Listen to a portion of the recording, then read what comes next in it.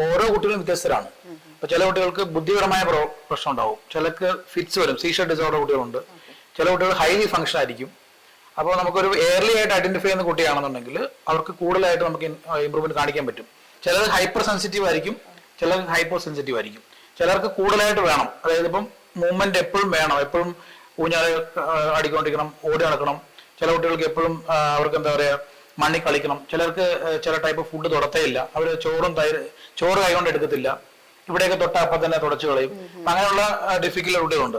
ഈ കുട്ടികൾ ചില കുട്ടികൾ വെച്ചാൽ ഇവരുടെ ഫംഗ്ഷനെ കൂടുതൽ അഫക്റ്റ് ചെയ്യാതിരിക്കുകയാണെങ്കിൽ ഇവരങ്ങ് കയറി പോകും.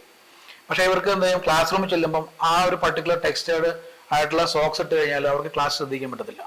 അല്ലെങ്കിൽ ആ യൂണിഫോം ടെക്സ്റ്റ് ഇട്ടുകൊണ്ട് പോയി കഴിഞ്ഞാൽ ഈ പുറകിൽ കുത്തുന്ന ടാഗ് ഉണ്ടെങ്കിൽ അവർക്ക് ക്ലാസ് ശ്രദ്ധിക്കാൻ പറ്റത്തില്ല.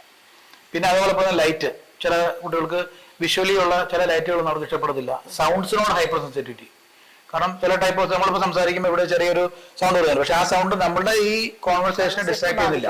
പക്ഷെ ഇത് ഓട്ടിസ്റ്റിക് ആയിട്ട് കുട്ടികൾക്ക് ഭയങ്കര ബോംബാർഡിങ് ആയിരിക്കും, അതായത് ഭയങ്കര ഒരു അലാമിങ് ആയിരിക്കും, അവർക്കൊരു ടോളറേറ്റ് ചെയ്യാൻ പറ്റത്തേ ഇല്ല.